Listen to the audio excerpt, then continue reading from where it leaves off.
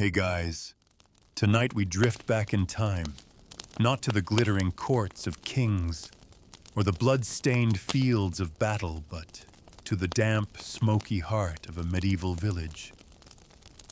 It's late evening and the air smells faintly of wood smoke and damp earth.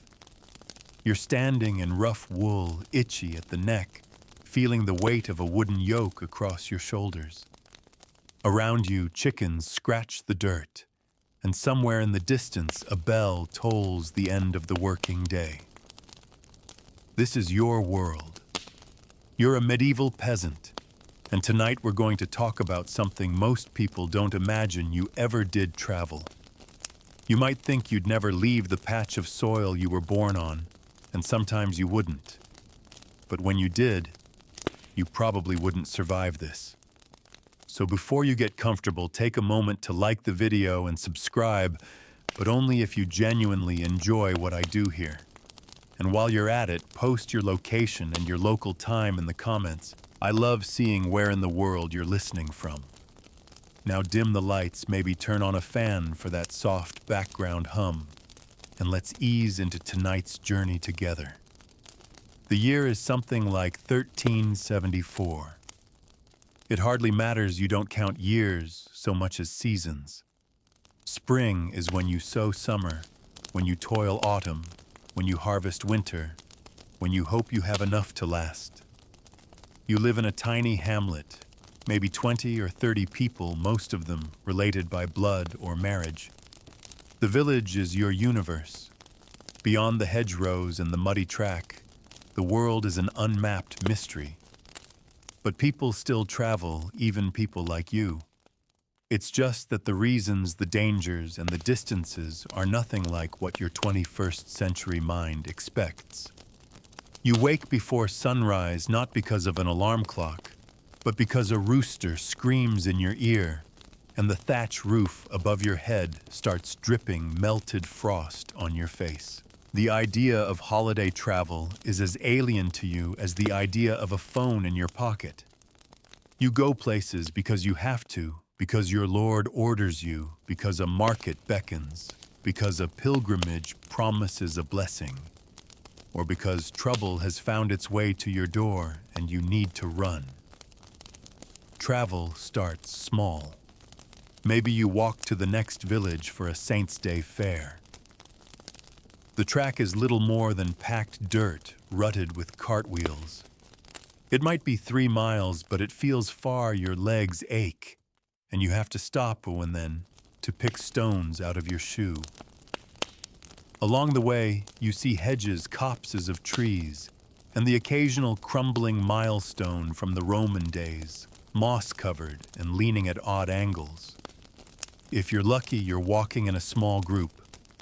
Not for company alone, but for safety. Strangers are rare in your world, and not always welcome. Your clothing marks you as a peasant, coarse tunic, patched hose, rough leather shoes. You carry food wrapped in cloth bread that's gone hard as a plank, maybe a hunk of cheese if it's a good week. If you have a staff, you use it both to steady yourself and to look a little less vulnerable. The road is not empty. You might pass a peddler with a pack full of trinkets, or a monk in a brown habit staff in hand. You nod politely, but keep moving. It's not your place to linger. If you go farther, say to a market town, you might need a cart. Maybe you have a donkey, but probably not. More likely, you walk beside a neighbor's cart in exchange for helping him load and unload it. The road widens here and there, narrowing again to squeeze between hedgerows. Bridges are rare, fords more common. You wade ankle-deep through cold water, hoping you don't slip and soak your only pair of hose. The dangers are constant, but quiet. You watch for men who look like soldiers but wear no livery. They might be outlaws, deserters from some lord's war. The further from home you go, the more you keep your head down. There's also the matter of tolls. The lord who owns the land might charge you a few pennies to cross a bridge or enter his market. You grumble, but you pay. Defiance is a luxury for people who aren't peasants. Sometimes travel means leaving for weeks. Imagine your Lord tells you to help cart grain to a distant manor. You pack food, a blanket, maybe a small knife. You sleep in barns curled near the embers of someone else's fire. You smell of sweat, hay, and smoke, but so does everyone else.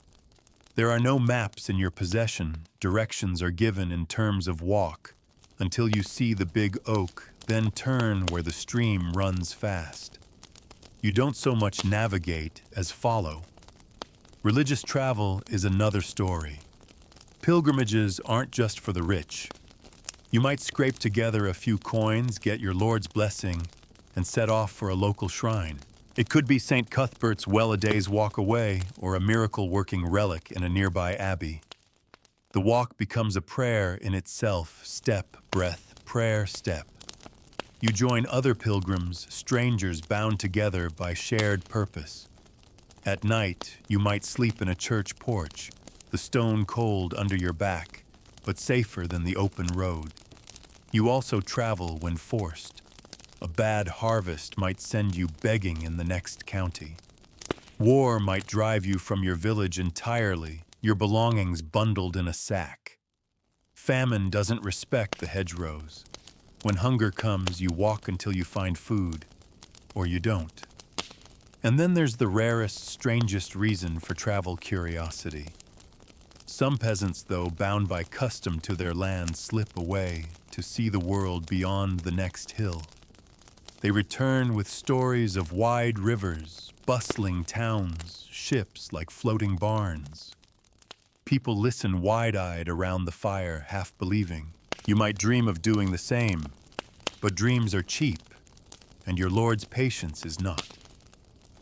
Your sense of distance is different from modern travel. 5 miles is an effort. 20 is an ordeal. Journeys are measured in how many times you must sleep along the way. There's no thought of weekend trips or day outings. Leaving the village is a deliberate, costly act, one that changes how your neighbors see you. You might return to questions. Why did you go?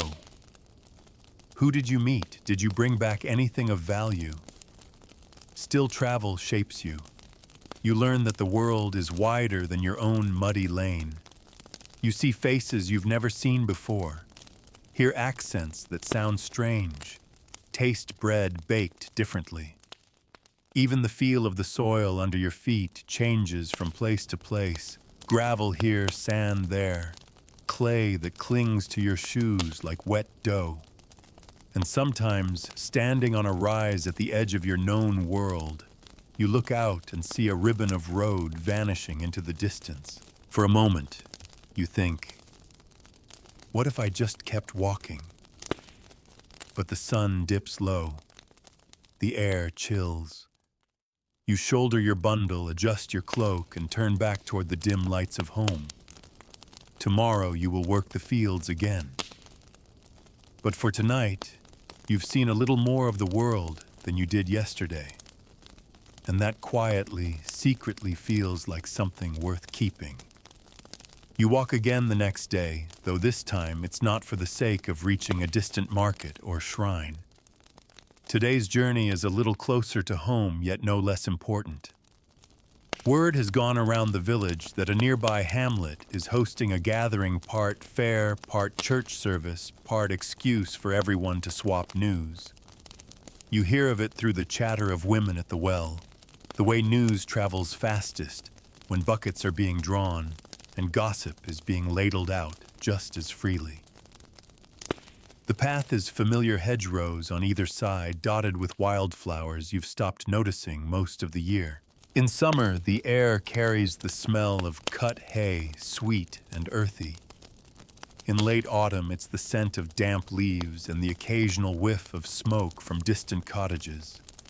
The rhythm of your steps becomes almost meditative, crunch, crunch, crunch over the uneven path. You find yourself staring at the sky more than the ground. Clouds drift lazily, the kind that don't promise rain, but still manage to block the sun. By the time you reach the hamlet the main space little more than a widened patch of green buzzes with activity. A few stalls have been set up, selling things you rarely see in your own village. There's a man offering lengths of ribbon in bright dyes far more vivid than the drab browns and grays you normally wear. A woman sells combs carved from horn, each with a simple pattern scratched into it. And the smells fresh bread from a portable oven fish grilled on skewers, a hint of ale being poured from a barrel, tempt you into loosening your grip on the small coins you brought. You notice people from farther afield here. A couple of men with accents you can't quite place their vowels drawn out differently from your own. They might have come from over the river, or even from the edge of the county. One wears a hood trimmed with something that might once have been fur. You catch snippets of conversation, rumors of a road being repaired, a tax collector spotted in a nearby village, the ongoing murmur of politics that seems to drift down from the Lord's halls like smoke. There's also the church, a small stone building with a weathered wooden door. The priest, older now and moving slower than he used to, greets people at the threshold. Some have come specifically for confession, others just for the blessing. For you, it's a moment to stand still and breathe in the cool, faintly damp air inside the nave. You light a small candle at the side altar, more habit than fervent prayer, and watch its flame flicker in the draft. Outside again, you see children running underfoot, chasing each other between stalls. Dogs slink about, hoping for scraps. A man with a lute plays a tune you half recognize, his voice carrying just enough to blend with the background murmur. This gathering isn't only about buying and selling. It's also a web of connections, cousins you haven't seen in months, friends of friends you only know by name, strangers who might one day be something more. You linger longer than you planned. The talk is easy, and the world feels a fraction bigger when you realize it holds so many lives beyond your daily routine. But you're mindful of the walk home. There are no street lamps to light your way, and even in company, the road after sunset has a different character. The shadows deepen, the hedges seem taller, and the sound of your own footsteps feels oddly loud. The walk back is quieter. The small coin you didn't spend sits heavy in your pouch, as if to remind you that tomorrow's bread will still need paying for. You think of the strangers' faces, the ribbon you didn't buy, the smell of grilled fish fading from your clothes. A simple trip to a neighboring hamlet, yet it's left you with impressions you can't quite shake. Days later, another journey calls. This one is longer, more serious. Your lord has summoned a handful of villagers to accompany a cart to the market town. It's not the kind of invitation you refuse. The cart creaks under the weight of sacks grain, maybe wool bound for sale or trade. You walk beside it, one hand resting on the worn wood, the other occasionally swatting away midges. The road to the market is less forgiving. There are stretches where the ruts are deep enough to threaten the cart's wheels. Now and then, a stream cuts across the track, and you all pause to judge the best place to cross. In one spot, the bridge is nothing more than a few planks nailed together. It wobbles alarmingly under the cart's weight. Everyone breathes out in relief when it holds. As you approach the outskirts of the market town, the change is gradual but noticeable. More people on the road. More buildings, first scattered cottages, then rows of houses crowding closer together. The air smells different, less of earth, more of smoke cooking, and animals penned close. The noise rises, shouting vendors, braying donkeys, the clatter of iron-shod wheels over cobbles. You've been here before, but not often. The market is overwhelming in its variety. Stalls heaped with cloth in colors your village rarely sees, blue as a summer sky, red as autumn berries. Baskets of apples, piles of onions, bundles of herbs tied neatly with twine. There's meat hanging in the butcher's stalls, some cuts you can identify, others you wouldn't dare guess. The smell of baking pies makes your stomach rumble. Trade is brisk. Your companions unload the sacks, weighing them carefully, haggling in low, deliberate voices. Coins change hands. Sometimes barter happens, instead a sack of grain for a stack of salted fish wool, for a few lengths of sturdy rope. You take the chance to wander a little. Not far, you don't want to lose sight of the cart, but enough to see what's on offer. You pass a stall selling small, rough-cast bells, their chimes delicate and tinny. Another offers pottery mugs, each one slightly lopsided, but all more elegant than the wooden cups you use at home. You finger a mug, feel its cool glaze, imagine drinking warm ale from it on a winter night. The price is too high. You put it back. It's not all pleasant. You see a beggar with a crutch, his foot wrapped in filthy rags, calling out for alms. A gaunt woman rocks a baby in her arms, eyes hollow. A group of rough-looking men lean against a wall, watching the crowd too closely. The market is a place of opportunity, but also risk. Purses can be cut, goods stolen. You keep your pouch close, your head down. When the day's business is done, you and your companions load the cart with whatever was bought in exchange. The road home feels longer somehow, your feet soar from the hard ground. The sky shifts from pale blue to amber to gray, and the last stretch is walked in near darkness. The glow from your village's few hearths is a welcome sight. That night, lying on your straw mattress, you turn over the day in your mind. The market's noise still rings faintly in your ears. You remember the colors, the smells, the press of the crowd. You think about how far it felt from your village life, even though it's only a day's journey away. And you wonder not for the first time how much bigger the world must be beyond the places you've seen. A few days pass, and life settles back into its usual rhythm. You rise, work the fields, tend the animals, mend what's torn, and sleep when darkness falls. But just when you've almost forgotten the sounds and colors of the market, news reaches the village of something unusual. A relic is passing through. It will stop for one night at the abbey 2 valleys over before continuing on its way. The priest speaks of blessings, indulgences, and the rare chance to be in the presence of a saint's remains. You've never seen a relic.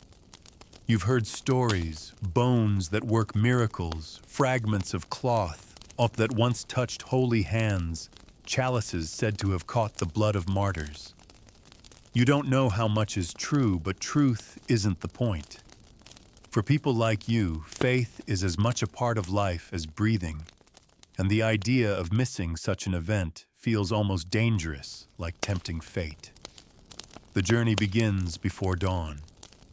A small group sets out from your village, some on foot, others with walking sticks, one older man on a donkey.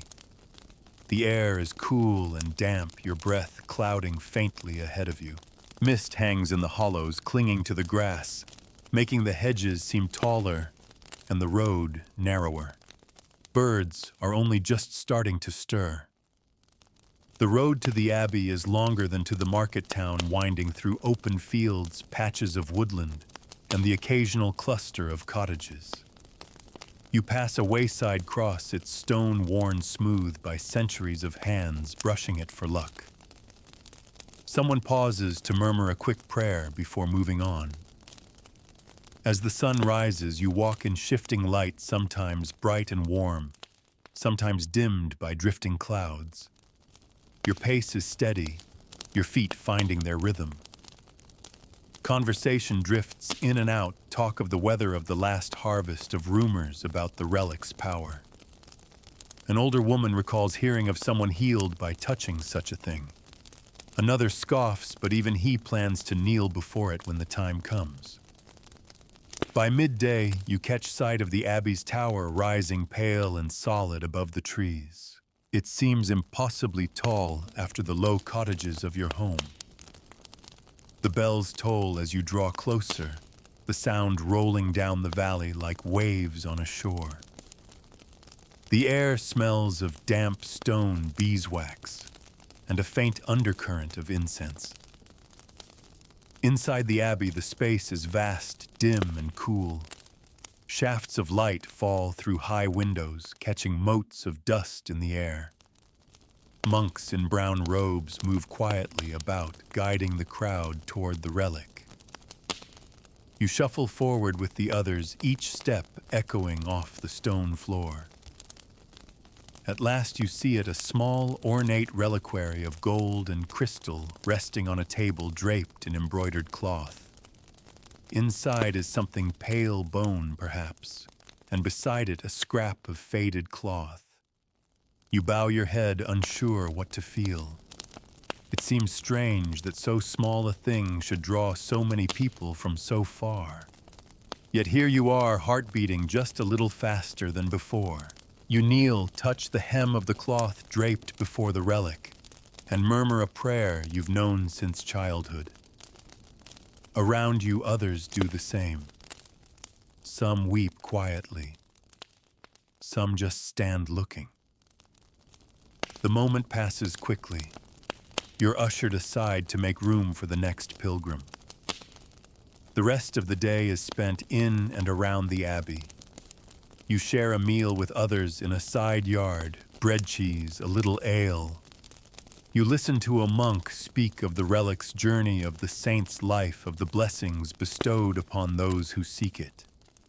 The abbey itself is a marvel-carved stone, capitals, tall arches, walls painted faintly with saints and angels.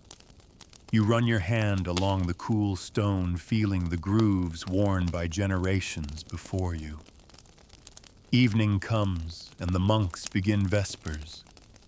The chanting fills the abbey, deep and resonant, the Latin words strange but soothing. You sit in the back, letting the sound wash over you. Outside, the sky is streaked with the last light of day. You find a place to sleep in a barn, offered to pilgrims, straw on the floor, the smell of hay and animals close by. You pull your cloak tighter against the chill and drift into a sleep filled with half-formed dreams of saints' bells and endless roads. The next morning, the relic is gone, carried onward to another town. Your group begins the walk home. The air feels lighter somehow, as if the excitement has passed and the world has returned to its usual self. The road is the same, but your thoughts wander more freely now. You wonder about the places the relic will see, the people who will kneel before it. In a way, you feel linked to them, though you'll never meet. Halfway back, you pass a pair of strangers heading in the opposite direction. Their clothes are travel-stained, their packs heavy. They greet you with a nod, but don't stop. You wonder where they've come from, how far they've walked, what stories they carry. Encounters like this leave you restless. They hint at a world beyond the hedgerows that is bigger, more varied, and far more mysterious than your daily life admits. Back in the village, you find that not much has changed. The same chores wait, the same faces greet you. Yet something in you feels stretched, as if your mind has been pulled a little farther down the road than before. You've seen the abbey touched, the relic slept among strangers. You've been away and come back. That matters. Over the next few weeks, talk of travel drifts into your days more often. You hear of a peddler who stopped in a neighboring village selling pins, mirrors, and lengths of bright cloth. Someone speaks of a troupe of players putting on a mystery play in a distant market square. Another mentions that the fair at the county town is coming soon, a grander event than the small gathering you saw earlier. The county fair is different from anything else. It draws people from miles around, including traders from outside your shire. Some even come from across the sea. The idea is dizzying people who have walked streets you've never imagined, who speak in tongues that sound like music or nonsense. You're not sure if you'll get to go, but the thought sits in the back of your mind, tempting you. In the evenings, sitting by the fire, you sometimes trace the shape of the world in your head. You know it only as a patchwork of fields, villages, rivers, woods, and towns. But there must be more mountains, seas, other lands entirely. You've never seen a map, but you picture one anyway, in the way a child might imagine a castle. And always there is the road. Narrow, winding, muddy, sometimes stony, sometimes shaded by trees. It links you to the rest of the world, even if you don't walk it often. It's both a promise and a warning. There's something out there, but it will cost you to find it. Time, effort, maybe even safety. Yet despite the costs, people still go. Just as you did to the Abbey. Just as traders, pilgrims, and strangers do every day. And each journey, however small, changes something not just in the traveler, but in the village they return to. News is shared, stories told, ideas planted. A ribbon bought in a distant market might start a fashion. A tale of a far-off town might spark a young mind into dreaming. That night, you lie in bed listening to the creak of the thatch in the wind, and you think one day you'll walk farther than you ever have before. You don't know where yet, but you'll go. The weeks slip by, and the thought of the county fair keeps resurfacing like a cork bobbing in water. It's not certain you'll be able to go nothing, and your life is ever certain, but one crisp morning, your Lord Steward makes it known a small group from the manor will travel there to sell wool, and you're among those chosen to help. You try to contain your excitement. Showing too much would be unseemly, as though you were a child being promised a sweet. But inside you feel the same restless flutter you did before the trip to the Abbey. The journey to the county town takes more than a day on foot. You set out early, your bundle slung over one shoulder, the manor's cart groaning under sacks of fleece. The wool smells strongly an oily lanolin-rich scent that clings to your clothes and will follow you for the whole trip. The air is cool but bright, and the road, though rutted, is dry enough to make for steady going. This is no quiet pilgrimage. The road to the fair is busy. You pass other carts, some heavy with barrels, others piled with baskets of apples or onions. Traders lead donkeys or drive geese ahead of them, the birds honking in protest at every puddle. Pilgrims with badges on their cloaks walk alongside farmhands in rough tunics. The air is alive with voices calling greetings or urging animals on. You keep close to your group. Straying too far is risky.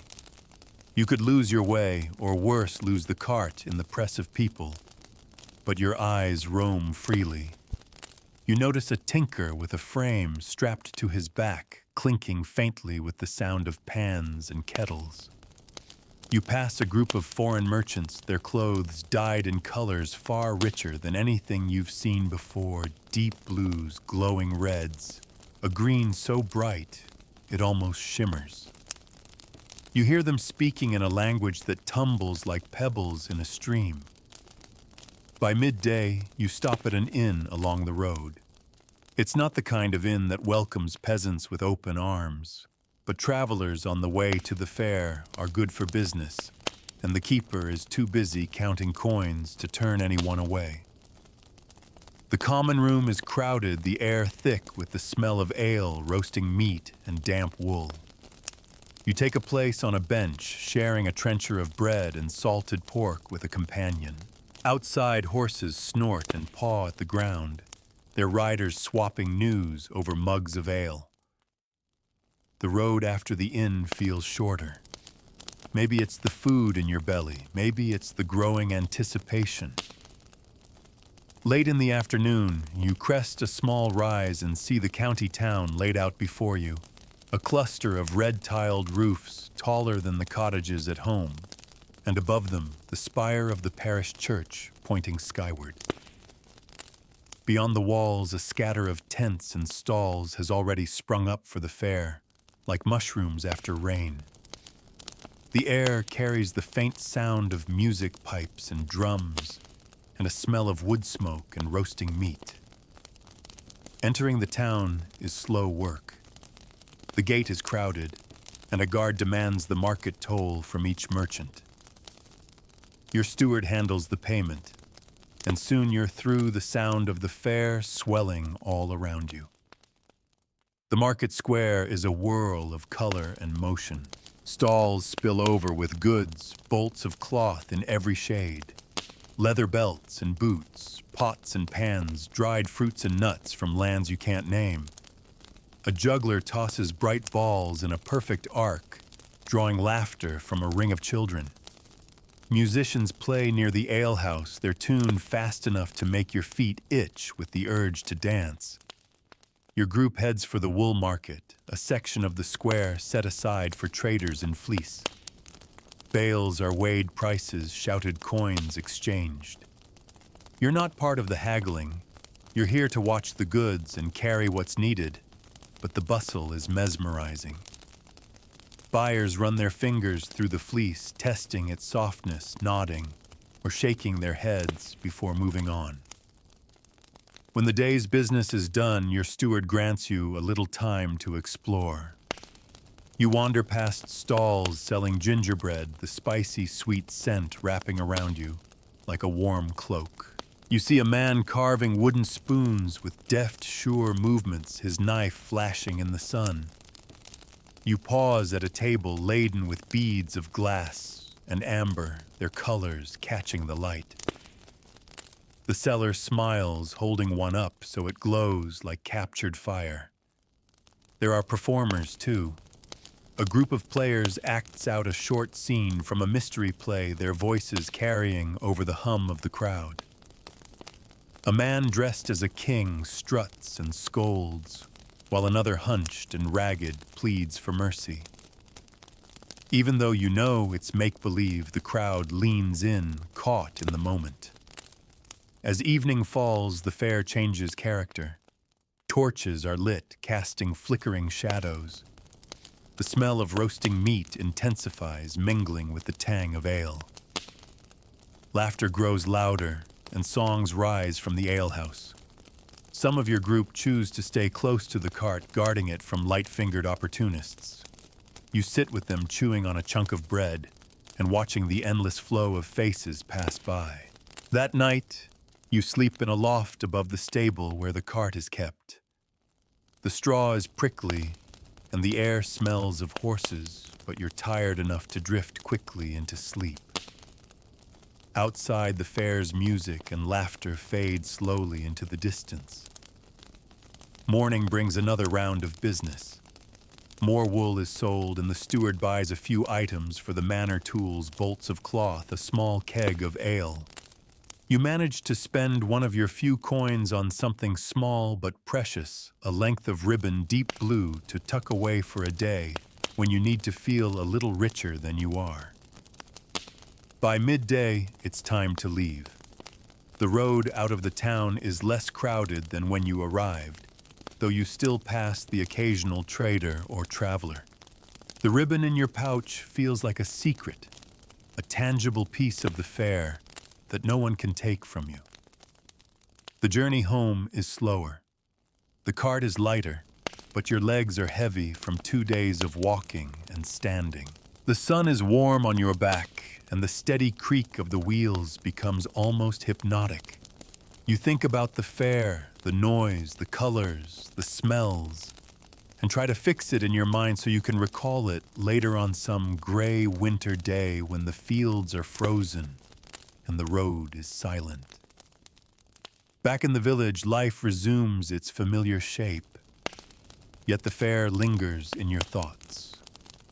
You've seen things that will find their way into fireside stories, the bright beads, the foreign merchants, the laughter of strangers who will never know your name. And you know that travel, even when it's just for wool and ribbon, is more than a change of scenery. It's a reminder that the world is wider than your own lane, and that every road leads to another you haven't yet walked. The fair is over, but the road still hums with its after echo. For days afterward, you notice small changes in the village. A woman now wears a new kerchief of red striped cloth. A neighbor uses a knife with a handle carved from horn instead of plain wood. Someone hums a tune they must have picked up from a minstrel's song. Little fragments of the wider world have trickled in, settling into the everyday.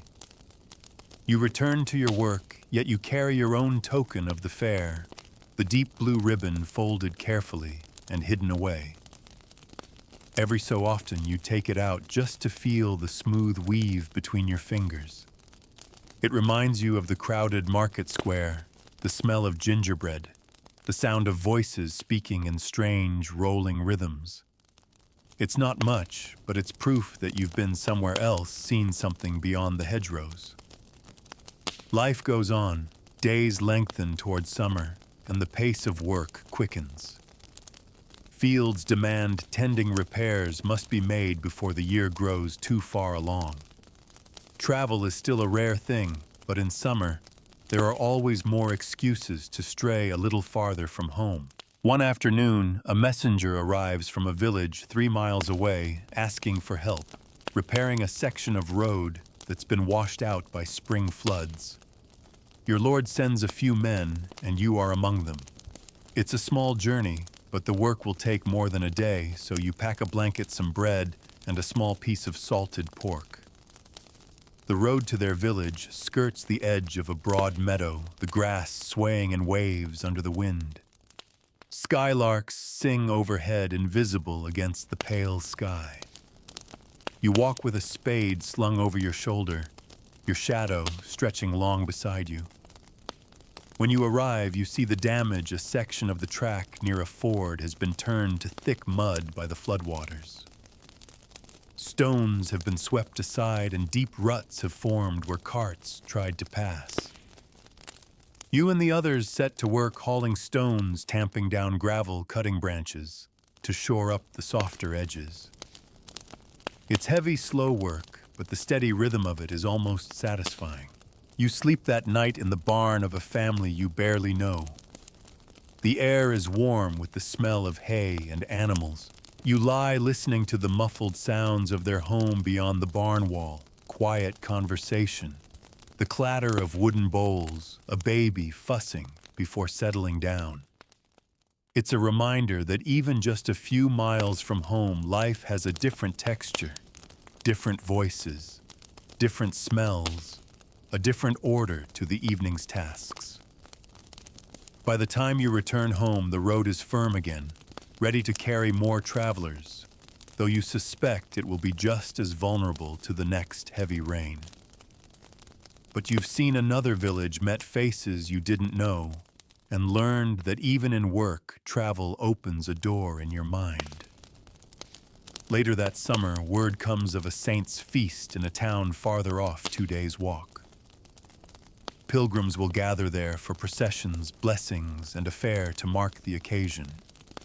You're not certain you can go. The fields still need tending.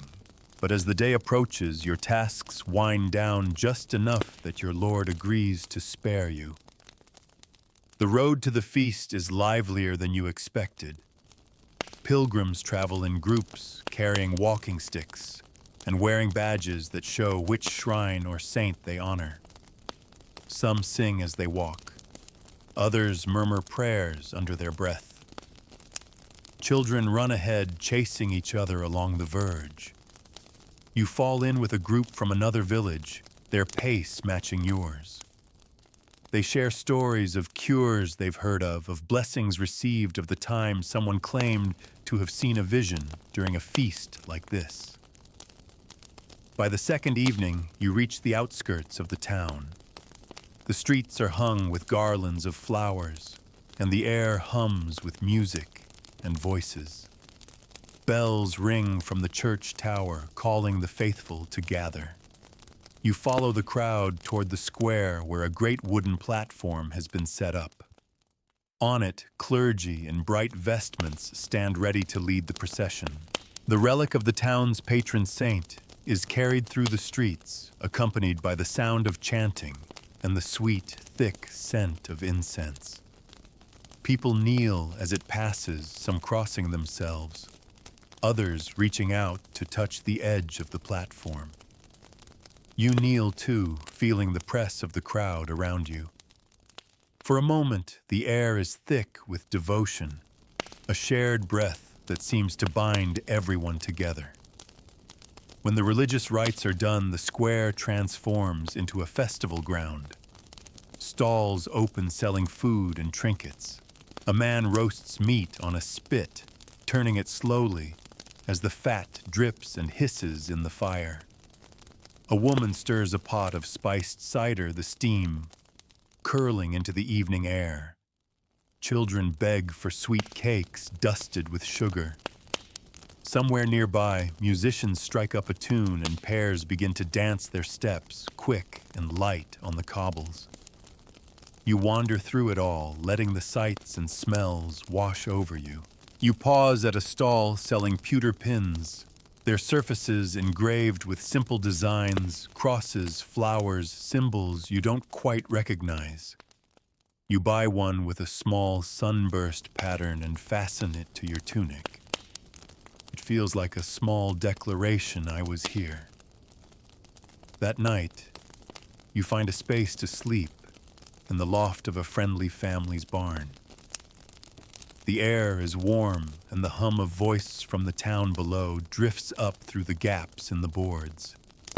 You lie awake for a while, thinking about how far you are from home, yet how at ease you feel in this place. The road here was long, but it doesn't seem quite as daunting now that you've walked it. The next morning, you join the crowd for the closing blessings. The bells ring again, echoing down the narrow streets. People begin to drift away, some heading back the way they came, others starting fresh journeys to other towns, other shrines. You shoulder your pack and join the road, the pewter pin on your tunic, catching the sunlight. The walk home feels lighter than the journey out. The road is familiar now, and you walk with companions who share the same sense of quiet satisfaction. The fields seem greener, the sky wider. When you finally step back into your village, you carry not just the pewter pin, but the memory of the feast, the colors, the music, the faces of strangers who for a few days felt like kin. Autumn arrives quietly, slipping in with the smell of wood smoke and the rustle of leaves underfoot. The days shorten, the fields shift from green to gold to bare earth, and the urge to wander fades with the light. But even now, when travel becomes rarer, the road is never truly empty. One crisp morning, a trader passes through your village on his way to somewhere far beyond your reach.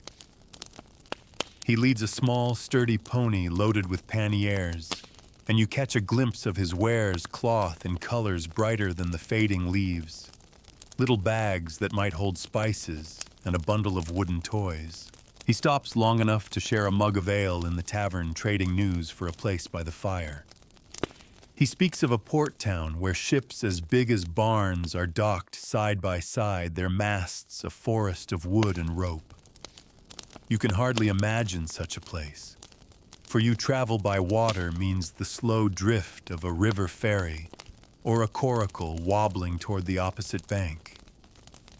His words stir something restless in you. Travel is always tempting in summer, but in autumn and winter, the thought of setting out feels like chasing a candle flame into the dark. The cold makes every mile longer. The mud thickens, the wind bites. Yet people still go even now. Messengers on horseback ride hard despite the frost.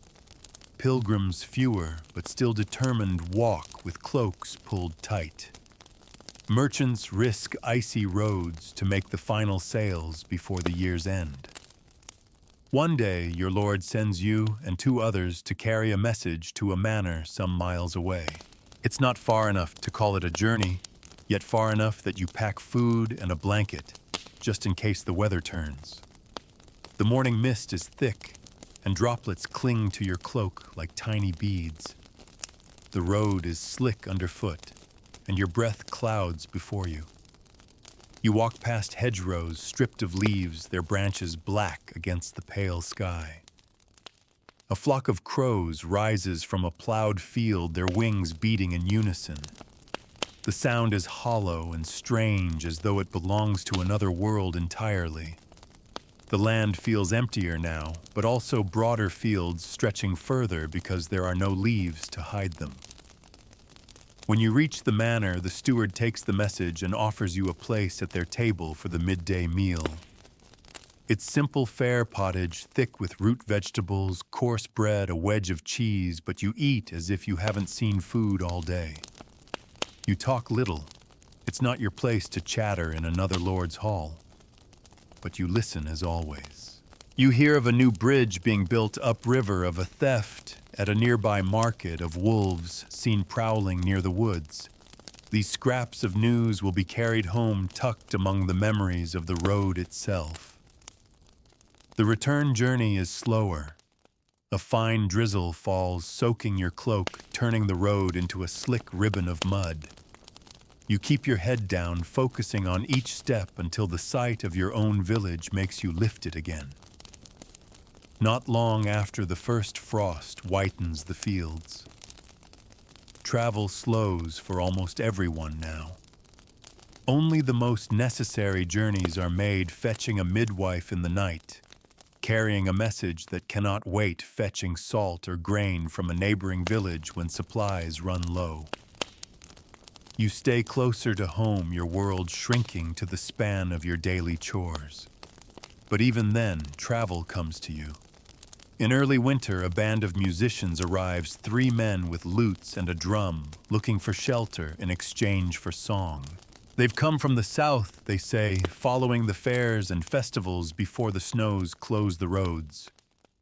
You listen as they play by the fire, their music carrying stories you can't see, but can somehow feel: crowded city streets, harvest feasts, river crossings in the mist. You wonder how many nights they've slept under strange roofs, how many faces they've sung for. Their visit is brief. By morning they're gone, leaving behind the echo of their music in the rafters. Yet their presence lingers, proof that the road runs both ways. It doesn't just take you out into the world. Sometimes it brings the world to you. By midwinter, the roads are treacherous. Ice films the puddles, snowdrifts in the hollows. You hear of travelers lost in storms, of carts overturned on frozen ruts. For weeks, you barely think of walking farther than the next field. But in the stillness, you find yourself remembering the fair, the feast, the abbey. The road may be closed now, but it's still there waiting. When the thaw finally comes, it's almost a shock to hear the drip of water from the eaves, to see the earth showing through the snow. The lanes are a mess of slush and mud, but the idea of travel creeps back in. The first to set out are traders eager to reach the early spring markets. Their carts pass through your village wheels, caked in mud drivers calling greetings as they head for the next town. Then one day you hear a rumor, barely more than a whisper, about a gathering in a village you've never visited. A healer is said to be there, a woman who can cure ailments with herbs and charms. You've no pressing need yourself, but the curiosity is strong.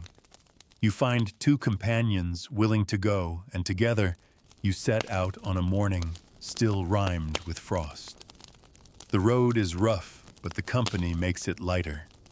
You talk of nothing much news from the manor gossip, about who might marry whom, the stubbornness of the oxen this past week. The rhythm of walking warms you, your breath no longer steaming quite so much in the cold. When you reach the village, it's smaller than you expected. A handful of cottages, a low-roofed church, a muddy green. But the healer is real enough, a woman with a lined face, her hair streaked white, her hands stained from years of working with plants.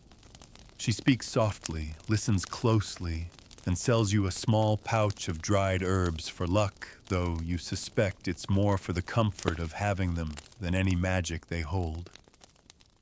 You thank her, spend a little time talking with the locals, then start the walk home. The sun is already leaning west, the light gilding the bare branches. You think about the healer, about the way even a short journey can bring you into contact with someone whose life is utterly different from your own.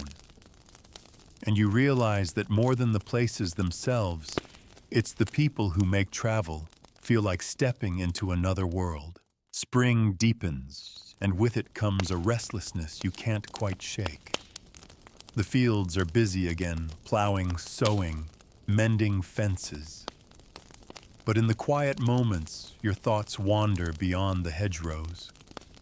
It's been months since the fair, since the feast, since the abbey, and though you've walked to neighboring villages for work or small errands, you feel the pull of a longer road.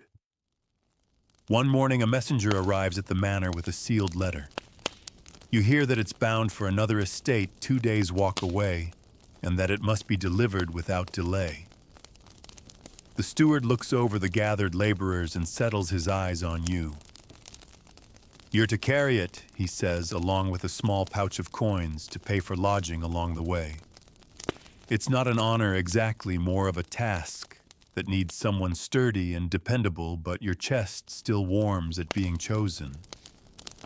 You pack lightly a small loaf of bread, a wedge of cheese, a water skin, and your blanket. The road is firm underfoot, the ruts from winter's cartwheels slowly filling with new grass.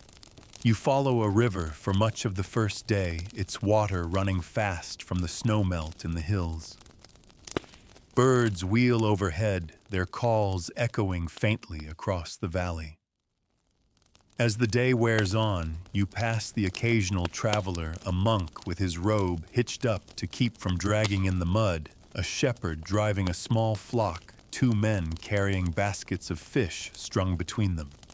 Each exchange is brief, a nod, a word of greeting, then each on their way again. On the road, politeness is measured in moments, not long conversations. By late afternoon, you reach a hamlet where you plan to spend the night. The alehouse is little more than a timbered room with a hearth at one end, but it's warm, and the keeper agrees to let you sleep on a bench for a few pennies. You share the space with a handful of others, 2 traders heading to market, a young man looking for work, and an old woman who says she's visiting her sister. Over mugs of thin ale, you trade scraps of news and listen to theirs. One of the traders speaks of a new road being built closer to the coast. The old woman tells of a terrible wind that tore the roof from a neighbor's barn. You tuck these details away, small pieces of a wider world. The bench is hard, but the heat from the hearth seeps into your bones. You drift in and out of sleep, waking now and then to the creak of the door or the low murmur of voices. Morning comes pale and cool. You eat the rest of your bread and cheese, refill your water skin at the village well, and set out again. The second day's walk takes you through a stretch of woodland, the trees just starting to show new leaves. The path narrows to little more than a track, roots twisting up through the soil. It's quiet, except for the occasional call of a woodpecker. or the rustle of something small in the undergrowth. You keep your pace steady, following the directions given to you past the old oak, left where the stream bends through the gap in the hedgerow. By late afternoon, the manor comes into view, a stone hall with a cluster of outbuildings, smoke curling from the kitchen chimney. You're shown into the hall where the steward takes the letter and the pouch of coins, counting them with care. He thanks you and offers a place by the fire for the night. The warmth, the smell of roasting meat, and the soft murmur of conversation make you drowsy almost at once. The journey home is easier without the weight of responsibility. You stop to watch a heron fishing in the shallows of the river, its stillness almost uncanny. You greet a cart driver who offers you a lift for a short stretch, the wooden wheels clattering over stones. When you finally see the familiar outline of your own village, you feel the quiet satisfaction of a task completed and a road well walked. Not long after, word reaches the village of a hiring fair in a nearby town. It's the kind of event where laborers can seek work for the season, farmhands, shepherds, builders. You don't need work elsewhere, but curiosity tempts you. You and a friend decide to go just to see what it's like. The road to the hiring fair is busier than you expect. Groups of men walk together, some carrying tools slung over their shoulders, others with only small bundles. Women travel too, offering their skills as dairymaids, cooks, or laundresses. The air is thick with anticipation, voices carrying ahead and behind. When you reach the town, the green is crowded with people. Employers stand under makeshift signs calling out the kind of help they need. Men and women line up to speak with them, bargains struck with a handshake and a few words. Coins change hands as hiring fees. Names are taken down in chalk. Around the edges of the fair, traders have set up stalls. There's food to be bought, meat pies, hot and fragrant mugs of cider, sweet buns dusted with sugar. A fiddler plays under a tree, drawing a small crowd of dancers. Children run between the legs of the adults, shrieking with laughter. You wander with your friend, watching it all. You hear snatches of conversation about wages, about conditions, about where the best grazing lands are this year. A man from another shire talks of a farm near the sea, where the wind smells of salt and gulls cry overhead. You imagine what it would be like to work there, to see the tide roll in and out every day. The fair winds down as afternoon fades. Some have found work and leave with their new employers. Others walk away empty-handed, shoulders slumped. You and your friend turn for home, the road quieter now. The sun sinks low, casting long shadows across the fields. Back in the village, life is unchanged, yet you carry with you the memory of the fair, the faces of strangers, the possibility of a life lived along a different road. It's not that you plan to leave, but knowing the choice exists changes something. Even the familiar path to the well feels a little different when you've seen the crossroads beyond it. Summer creeps back warm and slow, and with it the roads grow busy again. Grain ripens in the fields, hay lies in neat rows, and the air is heavy with the scent of clover and dust. The sound of carts on the road drifts into the village more often now, wheels rumbling over hard earth harness bells chiming faintly, the low murmur of voices passing by. One afternoon, a rumor sweeps through the cottages. A troupe of mystery play actors is performing in the market town 2 days hence. You've seen traveling players before, once or twice, but always in brief makeshift performances, a few scenes on a cart in the square before they moved on. This is different. The word is they'll perform the whole cycle of the creation and passion plays with painted backdrops and proper costumes. It's not the kind of thing a peasant sees often. You decide you can't miss it. The morning of the journey, you leave early with a small group from the village. The air is still cool, the fields silvered faintly with dew. You carry a little food, your water skin, and a few coins, enough you hope for a seat, or at least a mug of cider during the day. The road to the town feels lighter when there's something to look forward to. On the way, you pass others heading the same way, families with children. Skipping ahead, a handful of monks walking at a steady, deliberate pace, a farmer leading a small cart piled with hay, and his two daughters riding atop it. The road itself feels festive, threaded with anticipation. By the time you reach the town, the square is already busy. The players have set up their stage against the wall of the guild hall. Its painted scenery showing the gates of heaven on one side and the mouth of hell on the other. An enormous painted beast with a gaping red mouth lined with teeth. Children cluster near it, half frightened, half delighted. The performance begins with the story of creation. A man dressed in white robes stands on the highest platform, arms raised, speaking in a booming voice that carries across the square. Below him, other actors play angels, moving in slow, sweeping gestures. The crowd is silent, except for the occasional gasp or laugh. Hours pass in a kind of dream. You watch Noah build his ark, see the floodwaters rise with blue cloth rippling to stand for the sea. Hear the animals cry out as they board. You see shepherds greet the angel announcing Christ's birth, magi, in bright robes bearing gifts. The costumes are bright, the gestures grand, the lines declaimed, so that even those at the farthest edge of the crowd can follow the story. Then comes the Passion.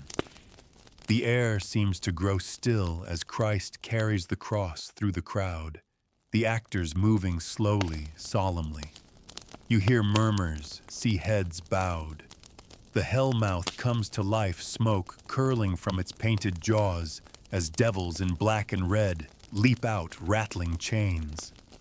Children squeal and clutch their mothers. Even you feel a shiver, though you know it's all make-believe.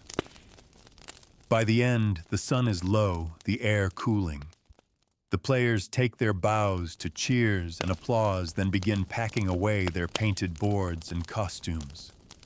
You buy a mug of cider from a vendor, the tart sweetness, a small luxury after a long day. As you sip, you overhear talk of where the troupe will travel next, another town farther east, then perhaps north toward the great city. You imagine them on the road, carts loaded high, sleeping in barns and taverns, telling the same stories to new crowds. It sounds hard, but it sounds free. The walk home is quieter. The road seems longer without the thrill of expectation ahead of you. But the images from the play linger, the painted hell mouth, the sweep of angels' wings, the rise and fall of voices telling stories older than memory. You realize that travel isn't always about going somewhere entirely new. Sometimes it's about carrying something different home with you, a story, an image, a feeling that changes the shape of your thoughts. A few weeks later, another chance for travel arrives, though it's more work than play. The harvest in a neighboring village has been delayed by storms, and they're short of hands. Your lord agrees to send a few laborers in exchange for payment in grain. You set out early scythe over your shoulder along with half a dozen others. The road is familiar, but the air smells different here, a sharper tang of river water and cut grass. The work is long and hot. You move in a steady rhythm, swinging the scythe, binding the sheaves, carrying them to the stack. Your hands blister, sweat drips into your eyes. but there's a kind of satisfaction in working alongside strangers for a shared purpose. The midday break is brief, a hunk of bread, a sip of ale, and then the work resumes until the sun is low. That night, you sleep in the open, a blanket over you, the stars wheeling silently overhead. You hear the low murmur of voices nearby, the occasional snort of a horse, the rustle of the wind in the stubble fields. It's different from home, yet the night sky is the same, the constellations fixed and familiar. By the time you return to your own village, you've earned your share of the grain and a few coins besides. The road feels shorter on the way back, your steps quickened by the thought of your own bed, your own hearth. Still, you find yourself thinking fondly of the people you worked with, their easy camaraderie, their jokes shouted over the swish of the scythes. As the summer wanes, you realize how much the year's journeys have piled up behind you, some short, some long, some filled with pageantry, others with toil. And you see that travel for a peasant is rarely about idle wandering. It's woven into the necessities of life work that takes you to another field, worship that calls you to another church, trade that leads you to another market. The joy of it is a bonus, not the purpose. Yet that joy is real. The road has its own magic, even if it's just the dusty lane between two hedges. Each time you set foot on it, you step outside the circle of your ordinary days, into a space where anything could happen. A chance meeting, a new sight, a story to carry home. The year edges toward its close again, though the air still holds a little warmth. The last of the harvest is gathered, the fields begin to rest, and the lanes wear a softer look. Hedges gone a bit wild, grass growing in the ruts, where fewer carts pass now. Travel slows, but it never stops. And one day, as you mend a fence near the road, you see a sight that draws you closer, a caravan of pack horses loaded high with goods moving at a steady walk. They're traders heading south before the weather turns. Their horses are draped with panniers and chests, some covered in bright woven cloths. The men walk alongside carrying staves, their clothes marked with dust from weeks of travel. You've heard of such caravans before, but seeing one up close is something else. There's an air of purpose in their movement, as if each step is one they've taken 100 times before.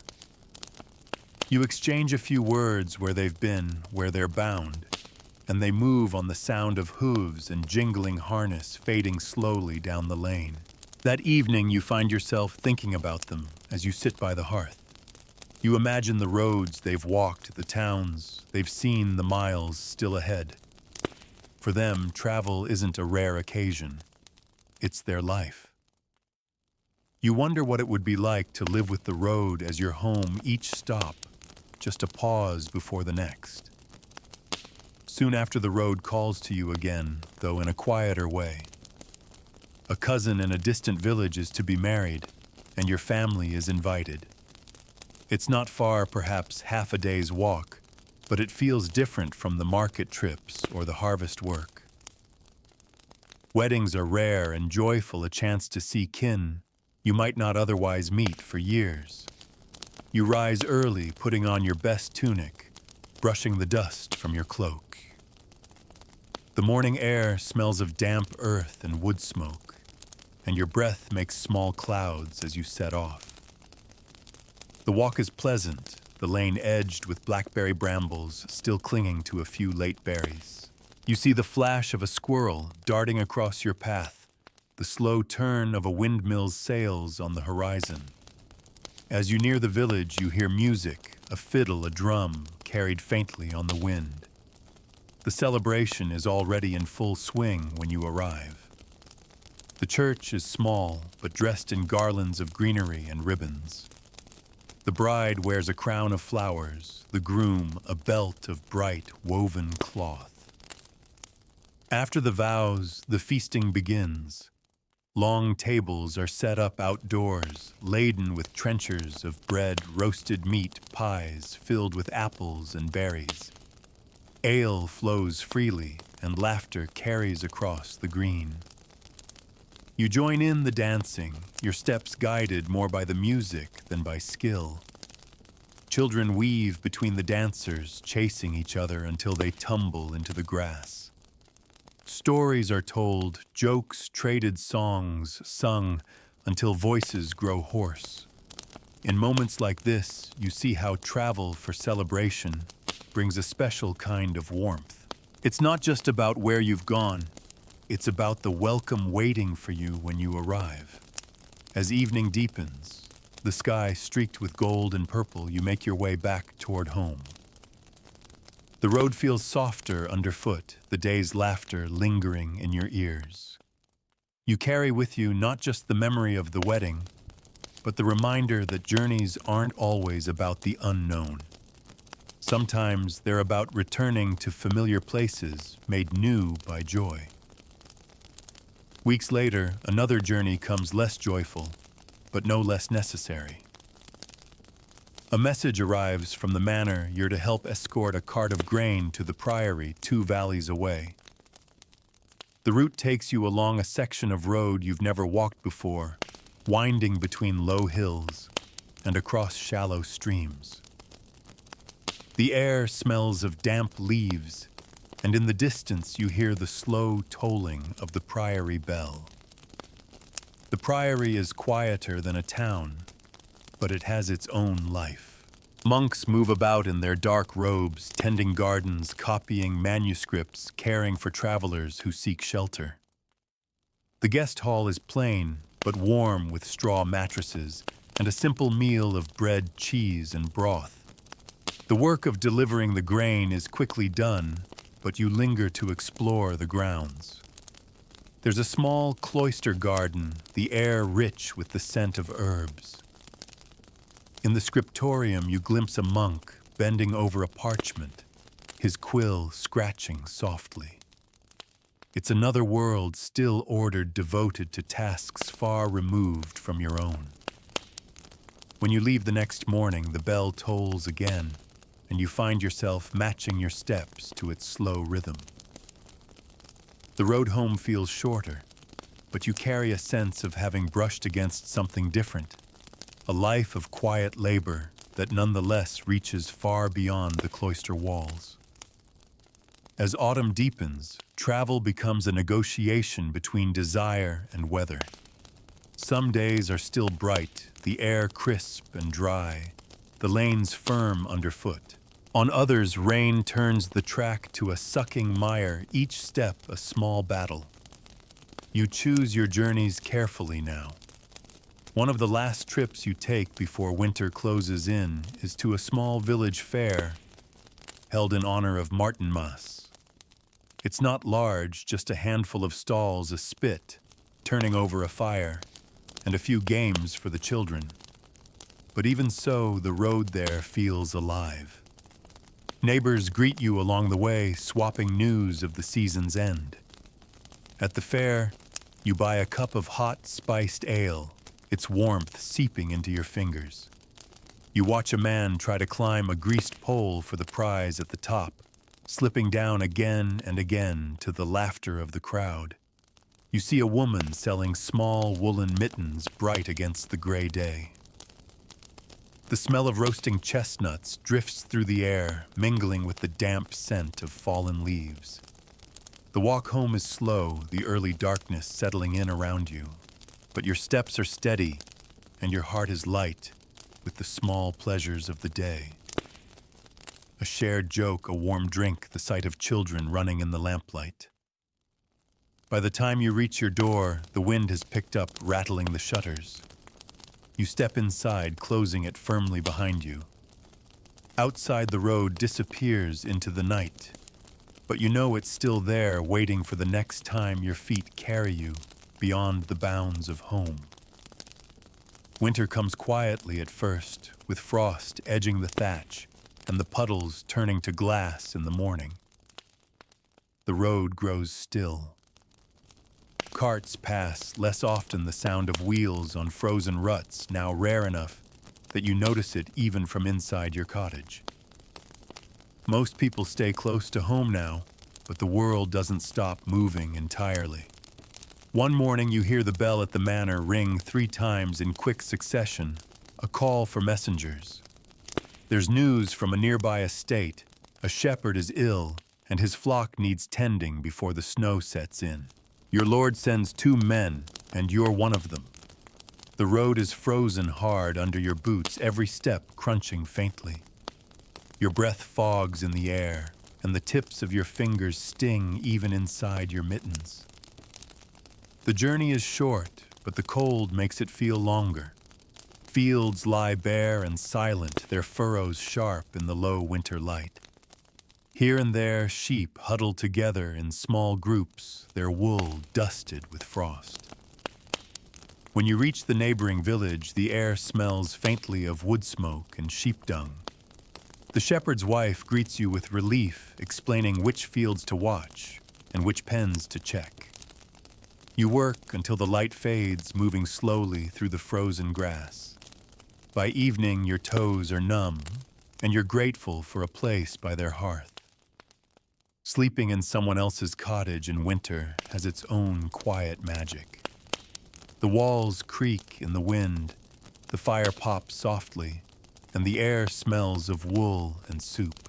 You lie wrapped in your blanket, listening to the steady breathing of others around you.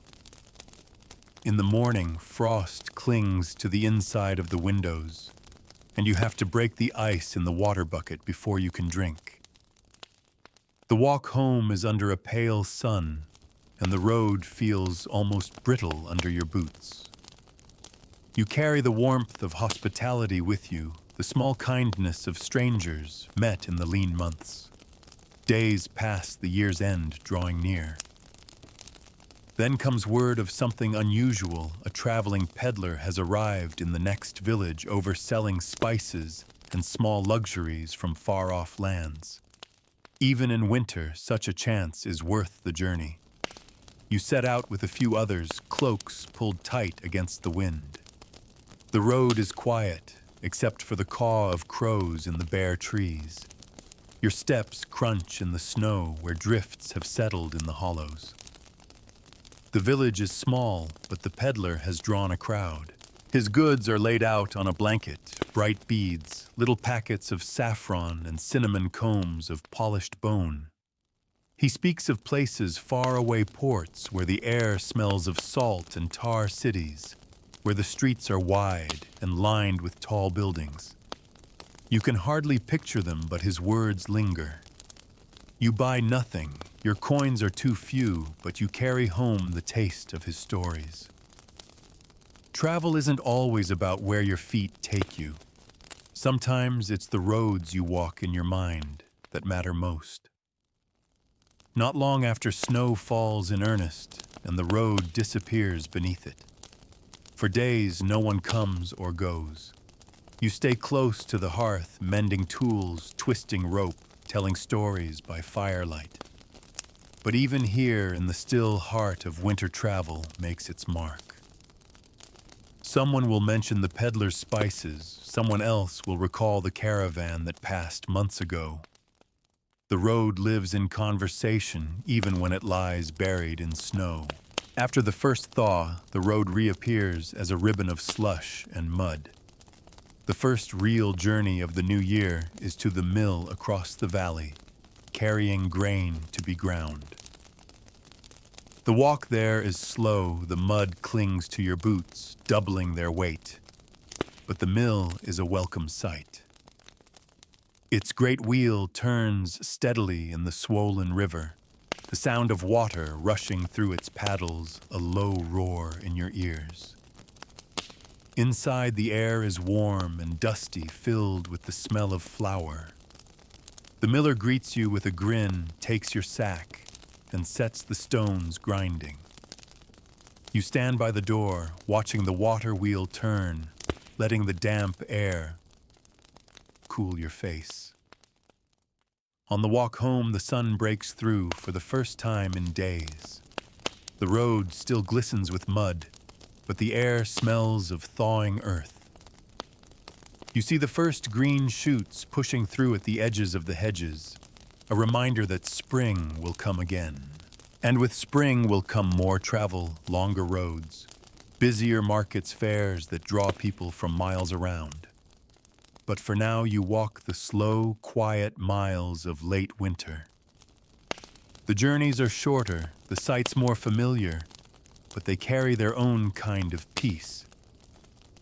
You think about the roads you've walked this year, some for work, some for worship, some for the sheer pleasure of seeing a little more than your own doorway.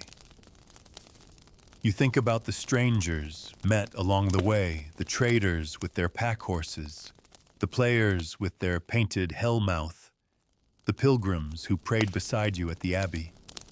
They've all passed through your life like travelers on the road, leaving small traces that remain long after they've gone.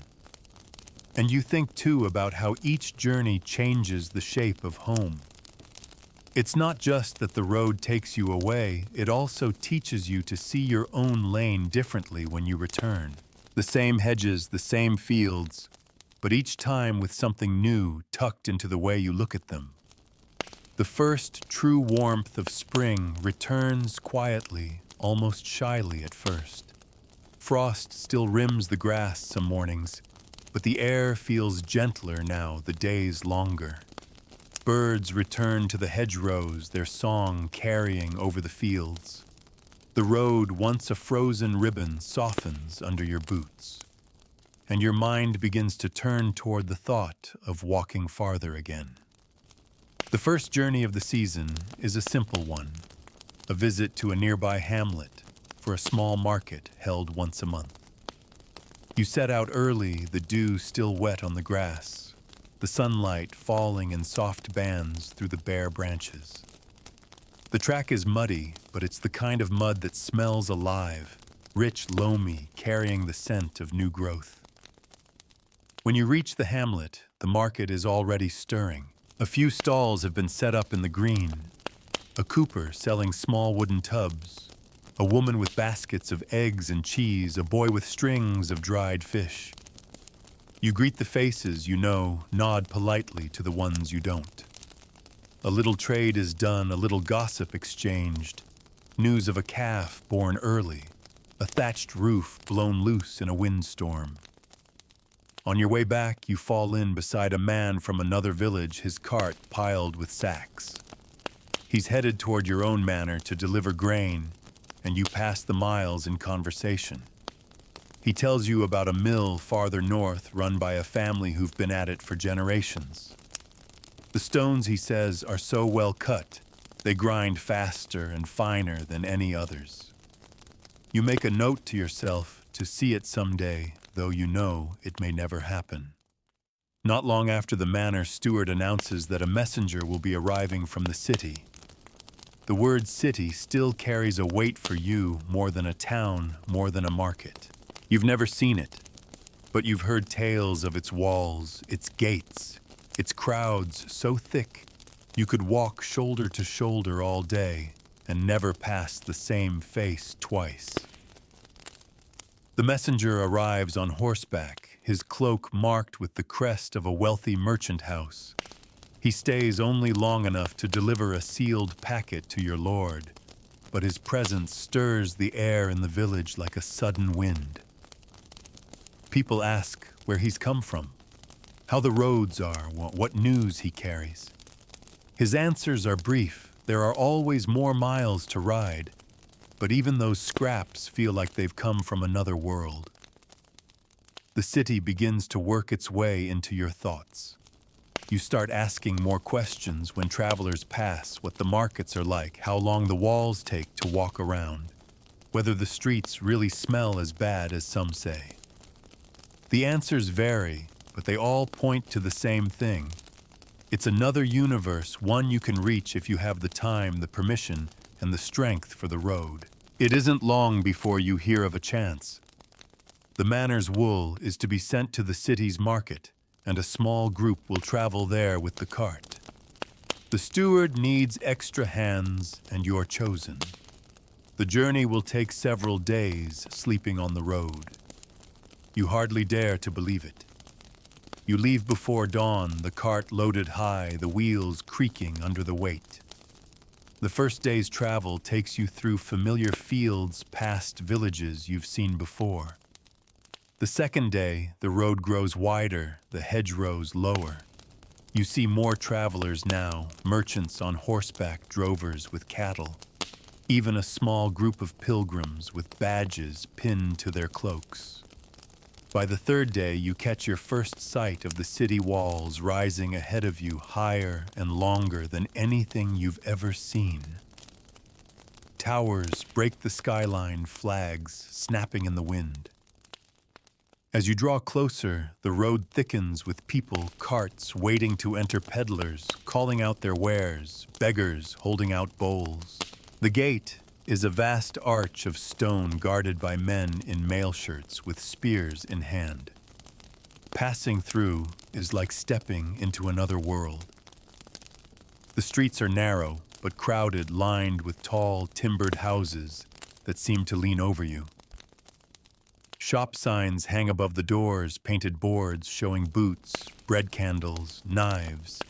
The air is thick with smells, fresh bread baking, meat roasting, horses sweating in the sun, and less pleasant scents from the gutters.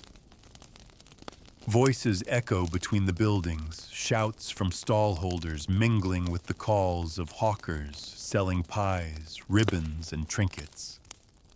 The wool is taken straight to the market hall, a great timbered building with rows of tables inside. Buyers run their hands through the fleece, weighing, sniffing, appraising. Prices are haggled in low, intense voices. You're not part of the bargaining, but you watch, trying to follow the rhythm of it. Coins clink, hands shake, bales are marked and set aside. When the work is done, you're free to wander a little. You drift through the streets, staring at everything. A goldsmith's window with rings and brooches gleaming in the sun. A baker pulling loaves from a great brick oven. A scribe sitting at a stall pen, scratching across parchment for anyone who can pay. You see faces of every kind, rich merchants in fine cloaks, servants carrying baskets, barefoot children darting between the legs of the crowd. You buy a small meat pie from a woman selling them from a tray. It's hot and savory, the best thing you've tasted in weeks. Standing there in the press of the crowd, eating with the steam curling into your face, you feel both a part of the city and a stranger in it. That night, you sleep in a loft above the merchant's storehouse, the air warm with the scent of wool and straw. The sounds of the city filter up through the floorboards, the creak of cartwheels, the occasional shout, the faint music of a lute somewhere down the street. In the morning, the cart is loaded with goods to take back salt tools, lengths of cloth. You make your way out through the gate, the walls looming above you for the last time. The road feels quieter after the city, the air cleaner, the horizon wider. The journey home is slower, the cart heavier now, but your mind is still in the city, its streets, its smells, its endless tide of people. You think of how far it felt from the village, even though it's only a matter of days' walk. And you wonder, as you have after every journey, how many more roads you'll walk before your feet grow too tired to carry you farther. The city fades behind you, but its images linger. Even back in your village, you catch yourself picturing the sprawl of its streets, the smell of bread from the baker's stall, the glitter of gold in the jeweler's window. You imagine the noise and movement continuing without you, day and night, a constant tide of life that will never run dry. In your quieter moments, you think how strange it is that you can be part of such a place for a few days and then be gone from it, as if you were never there. The road home is long enough to soften those thoughts. Your feet ache, the cart jolts over ruts, and the countryside opens back up, each mile stretching the distance between you and the city. Familiar villages appear like old friends, places you know, by the shape of their church towers, by the bend of the road through their commons. People wave as you pass, and you wave back, your mind already sinking into the comfort of home. Back in your village, the cart is unloaded, the goods stowed in the manor storehouse, and life folds back into its usual rhythm. The trip to the city becomes something to talk about by the fire in the evenings. Neighbors ask about it, what you saw, what you ate, how it compared to the fairs and markets they know. You tell them about the press of people in the narrow streets, about the market hall crammed with bales of wool, about the meat pie so hot it burned your fingers. You describe the city walls, the painted shop signs, the noise of voices echoing between the houses. The telling is almost as important as the journey. In sharing what you've seen, you're passing a little of it along, letting others travel with you in their minds. In return, they share their own small journeys, trips to markets you've never been to, stories from relatives in distant villages, glimpses of places you might one day walk yourself. Spring edges toward summer, and the roads grow busier again. One morning you hear that a neighboring village will host a midsummer gathering with music, dancing, and a bonfire to mark the turning of the year. It's not far, but it feels like a celebration worth the walk. You set out in the afternoon when the sun is still high, and the air smells of warm grass and wildflowers. The road is lively, full of others headed the same way. Children run ahead, plucking flowers from the hedges. Young men carry drums, their rhythms beating out in bursts as they walk. Women wear garlands of green in their hair, their laughter carrying on the wind. By the time you reach the village green, the festivities are already beginning. A tall pole stands in the center, decorated with ribbons in every color, their ends fluttering in the breeze. Musicians play nearby fiddles, pipes, and a drum, and the first dances have begun. People join hands, weaving in and out around the pole, the ribbons twisting into bright spirals. You watch for a while before stepping in your steps, uncertain at first, then finding the rhythm.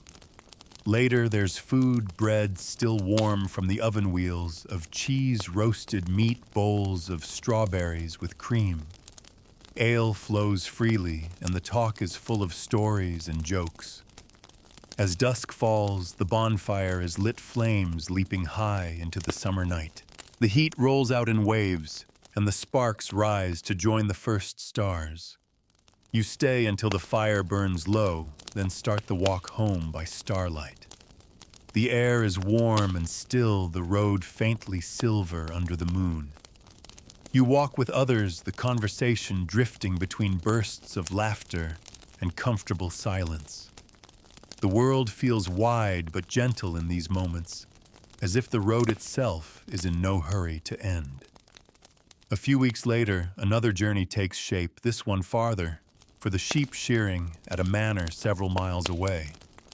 It's a working trip, but you look forward to it all the same.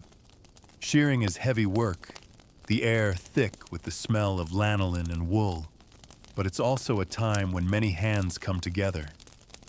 You set out early with a group from your village, the morning cool and bright. The road winds through fields where the grain is beginning to turn gold. You pass a copse of trees, all alive with birdsong, the shade offering brief relief from the sun. The manor comes into view just as the day starts to warm. In the shearing yard, the sheep are penned, their bleating loud enough to fill the air. Men and women work side by side, clipping the heavy fleece, rolling it into bundles, stacking it in neat piles. Your hands are soon slick with the oil from the wool, your back aching from bending and lifting. But the work has its own rhythm, and the company makes the day pass quickly. At midday, you rest in the shade, eating bread and cold meat, drinking from a jug of ale passed around the group. Talk drifts easily, stories of past shearings, news from nearby villages, a joke or two at someone's expense. In the afternoon, the work resumes until the last sheep is bare, its fleece stacked with the others. The walk home is slower, your legs heavy, but the evening air is soft, and the fields glow with the last light of the day. By the time you reach your own door, the smell of wool clings to you like a badge of the day's labor. You know it will linger even after the work is done, a reminder of the miles walked and the work shared. Summer passes in this way, small journeys for work, for trade, for celebration. Each one leaves its own trace, a thread in the long tapestry of roads you've walked. And though you return to the same bed each night, you know you're not quite the same as when you set out. Every journey, no matter how small, shifts you just a little, making the world feel both larger and more familiar all at once. By the time late summer comes, the roads feel almost like part of you. Each bend, each stretch between hedges is familiar, yet every walk still offers something new, a change in the air, a different bird's song, the scent of ripening fruit carried on the breeze. You've learned the quiet pleasure of reading the season through the road beneath your feet. One warm morning, the manor steward announces a trip to a distant fair, larger even than the county gathering you visited months ago. It's not just for trade. It's a place where merchants from far-off towns meet, where you might see goods and faces from places you've only heard about. The journey will take most of a week there and back. You set out at first light with a small group and a heavily loaded cart. The road is busier than you've ever seen it. You pass drovers with herds of cattle merchants, leading pack horses, piled high with cloth, and peddlers pushing barrows of trinkets. Some travelers walk in clusters, singing or chatting. Others keep to themselves, eyes on the road, as though guarding some private thought. The first night you stay at an alehouse on the roadside, the loft crowded with strangers sleeping side by side. The air smells of hay and the faint tang of spilled ale. You fall asleep to the creak of the beams and the soft snore of someone nearby. The next day's road is wide and dusty, lined with the pale stalks of wheat ready for harvest. In one village, you see children chasing a goose across the green, their shrieks of laughter rising over the chatter of their elders. In another, a smith hammers at his anvil in the open air, sparks flashing as he shapes a glowing shoe for a waiting horse. By the third day, you begin to hear the murmur of the fair before you see it. The low hum of voices, the occasional shout, the bleat of sheep being herded into pens. Then the tents appear, stretching across the fields like a patchwork quilt. Bright stripes, plain canvas, painted signs swaying in the breeze. The fair is overwhelming. Rows of stalls run in every direction, selling everything from simple tools to fine silks. You see pottery painted in patterns you've never seen before, knives with carved handles, tiny glass bottles filled with perfume. Musicians play in the open air, their songs weaving through the din. Jugglers toss knives, tumblers flip and spin, and storytellers hold small crowds spellbound. Your group's wool is sold quickly, the steward haggling with a buyer over the final price. Once your work is done, you're free to wander. You move slowly, trying to take it all in. You stop to watch a man from the coast, selling salt, his hands moving constantly as he measures it into neat paper packets.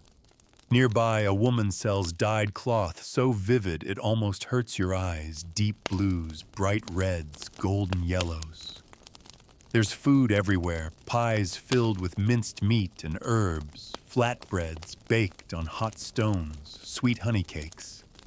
You buy one of the cakes, its surface sticky, the taste bright with spice and sugar.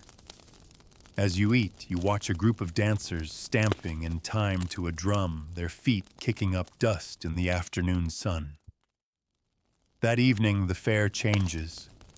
Torches are lit, shadows leap across the stalls, and the air fills with the smell of roasting meat.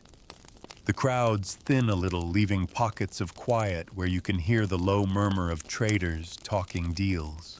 Somewhere a fiddler plays a slow tune, the notes floating above the noise like smoke.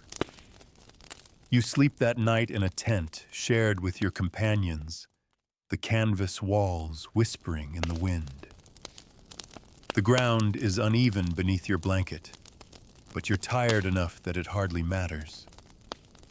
You wake once in the night to the sound of rain pattering softly overhead, the scent of damp earth rising around you. The next morning, the fair continues with fresh energy.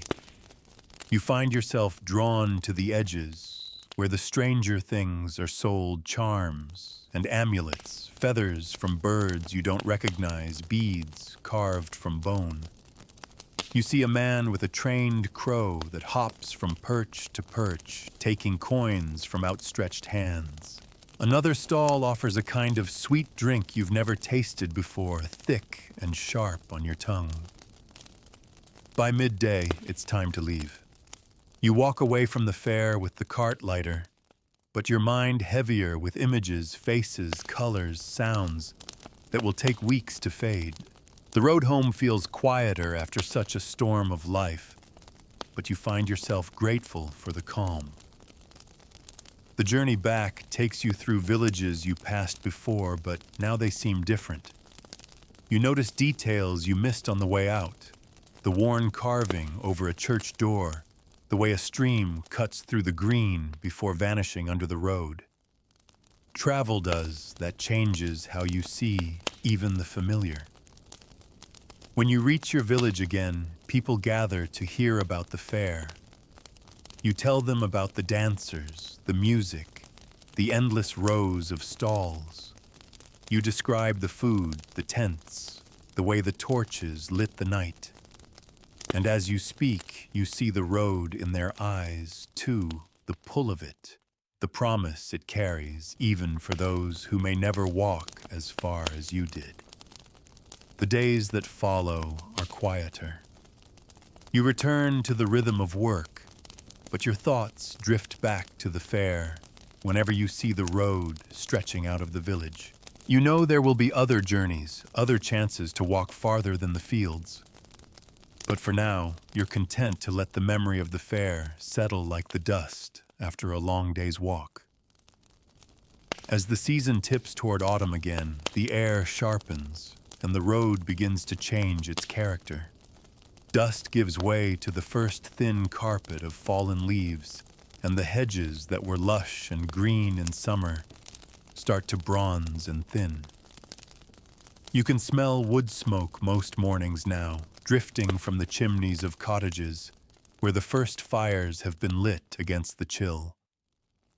One day, the manor steward calls for volunteers to carry a message to a village far to the north. It's a longer walk than most you've done lately, but you welcome the chance to stretch your legs and see a stretch of road you don't know.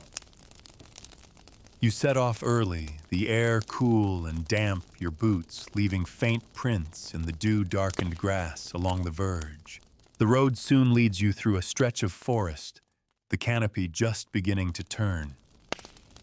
The light is softer here, dappled gold and green, and the air smells of damp earth and mushrooms. Somewhere in the distance, a woodpecker taps at a trunk, the sound carrying in the stillness. You pass a charcoal burner's camp smoke curling from a low mound of turf, but see no one. By midday, the forest gives way to open fields. You stop at a small hamlet for bread and a cup of ale, sharing the bench outside the alehouse with a carter resting his horse. He tells you the road ahead is rough in places, that a bridge has washed out and been replaced with a ford. You thank him and move on, the words sitting in your mind like a small warning. When you reach the ford, the water is low enough to cross easily, though it's cold and sharp against your ankles. On the far side, the road climbs gently toward the village you seek. You arrive in the late afternoon, your legs pleasantly tired, the smell of cooking fires drifting across the green.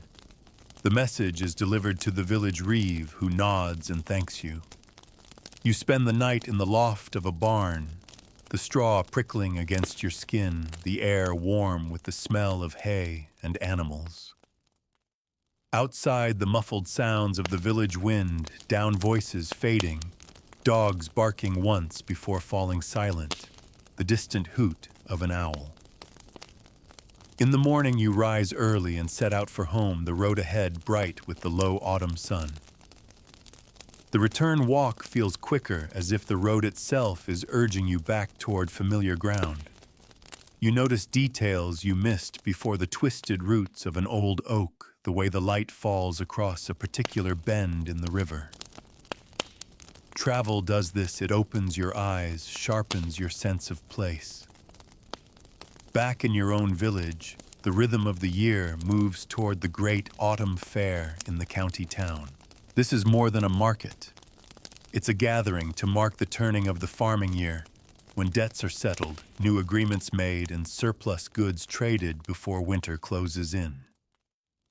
You join the procession of people heading toward the fair carts piled with grain and apples, sheep driven in noisy clusters, families carrying baskets of eggs, butter, and cheese. The road is busy with talk and laughter, greetings called between villages. There's a feeling of shared purpose, as if the whole countryside is moving toward a single heartbeat. The fairground outside the town is a riot of color and sound. Stalls groan under heaps of produce, gleaming red apples, sacks of onions, bundles of leeks and carrots. There are bolts of cloth, barrels of ale, stacks of firewood neatly tied.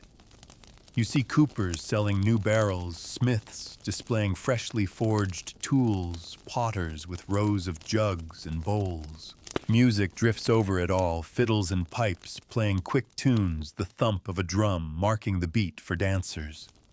Children chase each other between the stalls, their shouts mingling with the bark of traders calling out their goods. You help your group unload and sell what the manor has brought, then wander among the stalls. You stop to taste a slice of cheese so sharp it makes your eyes water, to run your hand over a length of cloth as soft as lamb's wool. You buy a small pot of honey from a beekeeper, its golden light caught in the glass. As the afternoon deepens, the fair becomes a place of meeting as much as of trade. You see faces you know from villages near and far, people you haven't spoken to in months. News is exchanged, plans made, gossip passed along like coin. You hear of a good harvest in one place, a poor one in another, of a marriage being arranged, of a birth, of a death. The sun sinks low, casting the fair in warm, honey-colored light. Traders begin to pack their goods, tying them down for the journey home. The crowd thins, the music softens, and the air cools.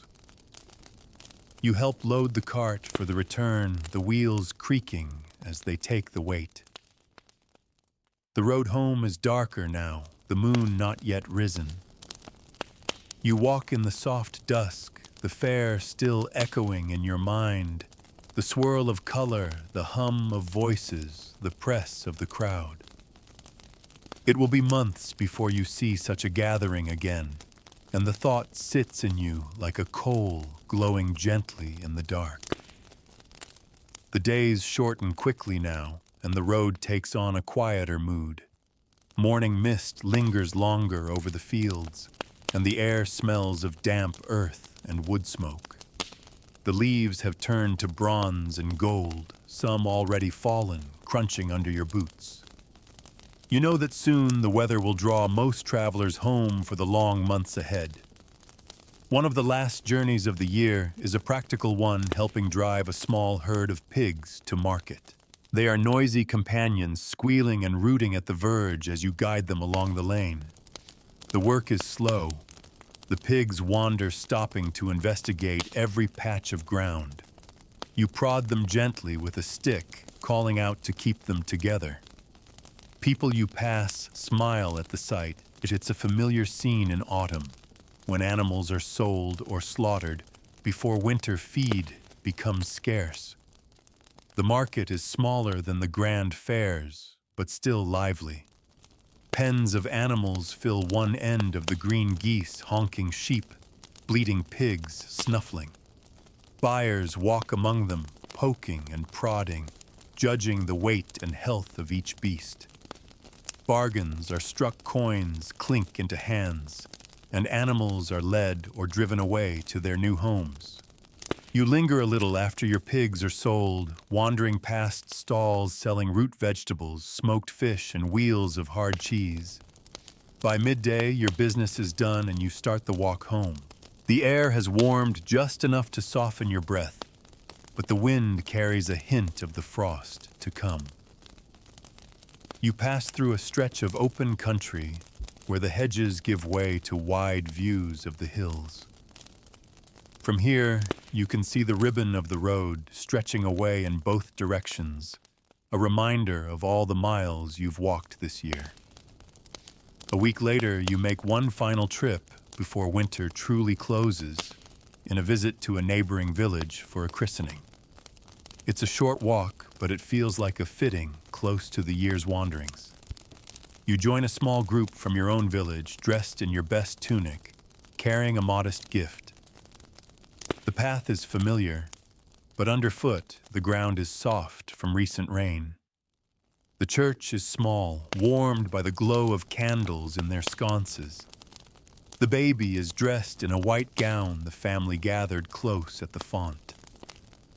The priest's voice is low but steady, the words carrying just enough to be heard by all.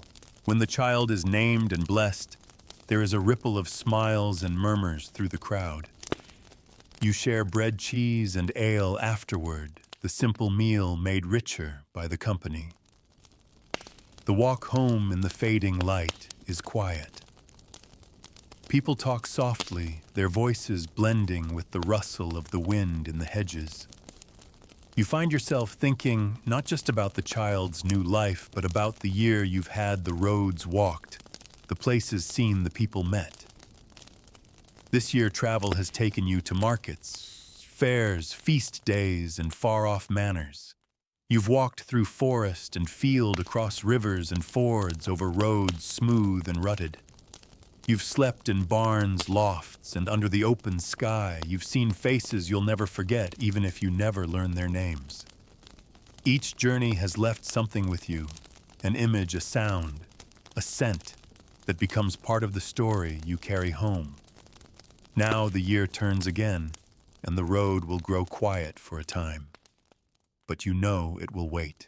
The mud will dry, the frost will melt, and the first green shoots will return to the hedgerows. And when they do, your feet will find the path once more, and the world beyond your doorway will open up again. Because for all the work and all the risk, travel is part of your life now, as much as the soil you till or the fire you tend. It shapes your seasons, your stories, your sense of where you belong. And you know that no matter how far or how near the road will always call you back. The roads have grown quiet now. Outside the air is still and cold, the sky stretching dark and wide above the land. Somewhere far away, the faintest wind rustles through bare branches, but here near your hearth, the world has settled into its winter rest.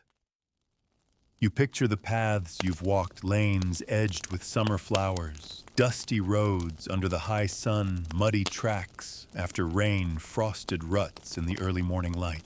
Each one a thread leading you away from home, then back again, weaving the long fabric of your days. You've met strangers whose names you never knew stood in markets thick with voices, followed processions, under ringing bells, warmed your hands at other people's fires.